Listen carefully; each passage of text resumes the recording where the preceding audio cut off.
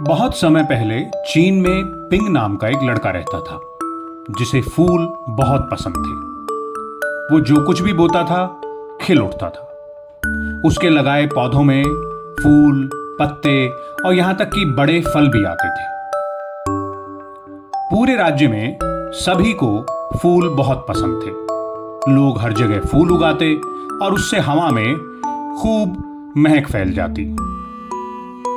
चीन के सम्राट को भी पक्षियों और जानवरों से बहुत प्यार था, लेकिन उन्हें सबसे ज्यादा प्यार था फूलों से। सम्राट भी हर दिन अपने बगीचे में काम करते थे, लेकिन सम्राट बहुत बूढ़े हो रहे थे। उन्हें अपने सिंहासन के लिए एक उत्तराधिकारी चुनने की जरूरत थी। क्योंकि सम्राट को फूल बहुत पसंद थे, इसलिए उत्तराधिकारी चुनने के लिए उन्होंने बीजों का उपयोग करने का फैसला किया। अगले ही दिन पूरे देश में एक घोषणा की गई। देश भर के सभी बच्चों को सम्राट के महल में बुलाया गया। वहां हर एक बच्चे को सम्राट ने विशेष फूलों के बीज दिए और कहा, जो कोई भी मुझे 1 साल में सबसे बढ़िया पौधा उगाकर दिखाएगा वही मेरे सिंहासन पर बैठेगा।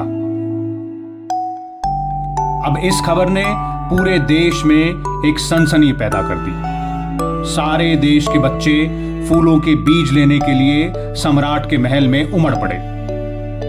सभी बच्चों के माता पिता चाहते थे कि उनका बच्चा सम्राट बने, और सभी बच्चों को भी उम्मीद थी कि उन्हें सम्राट के उत्तराधिकारी के तौर पर जरूर चुना जाएगा।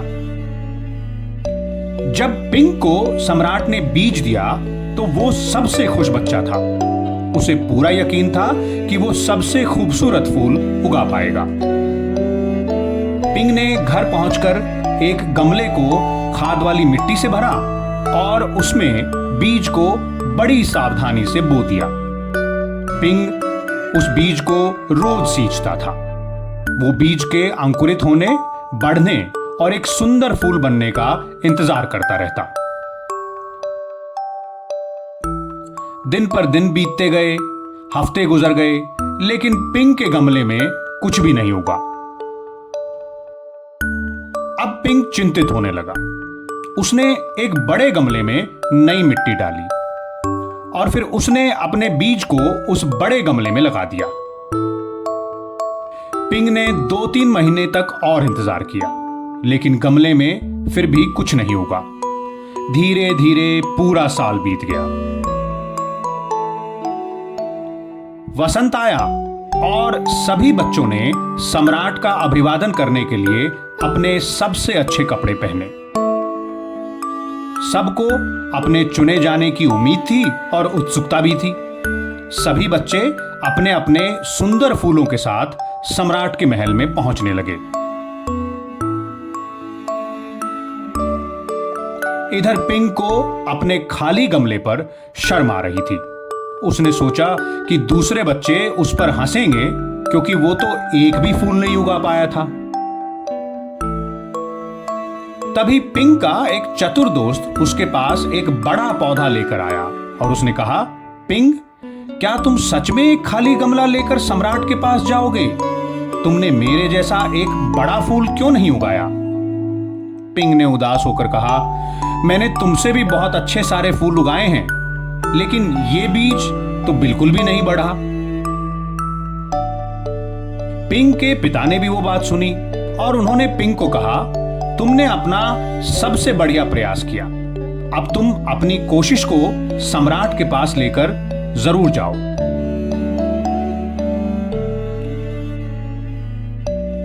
पिंग हाथ में खाली गमला लिए सीधे सम्राट के महल में पहुंचा। वहां सम्राट धीरे धीरे एक एक करके सभी बच्चों के फूलों का मुआयना कर रहे थे। सबके बहुत सुंदर फूल थे, लेकिन बादशाह काफी परेशान थे और उन्होंने एक भी शब्द नहीं कहा। सबसे आखिर में वो पिंग के पास आए। सजा की उम्मीद में पिंग ने अपना सर शर्म से झुका लिया।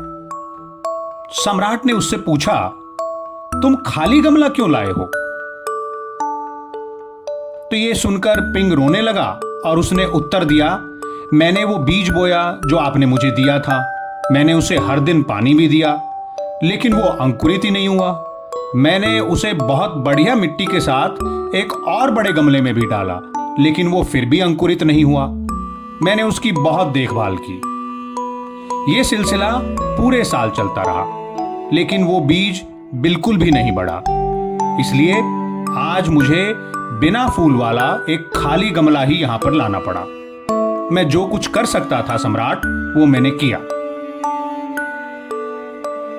जब सम्राट ने पिंग की बात सुनी तो धीरे धीरे उनके चेहरे पर एक मुस्कान फैल गई। उन्होंने पिंग के कंधे पर अपना हाथ रखा और फिर सम्राट ने सबसे कहा, मैंने अपने उत्तराधिकारी को चुन लिया है। मुझे सम्राट बनने योग्य एक लड़का मिल गया है और वो पिंग है। फिर उन्होंने पिंग से कहा, तुम्हें बीज कहां से मिले वो मैं नहीं जानता, लेकिन मैंने जो बीज तुम्हें दिए थे वो सब उबले हुए और मरे हुए बीज थे, इसलिए उनमें से किसी भी बीज का बढ़ना असंभव था। मैं पिंग के महान साहस की प्रशंसा करता हूं और अब मैं उसे अपने देश का सम्राट बनाता हूं।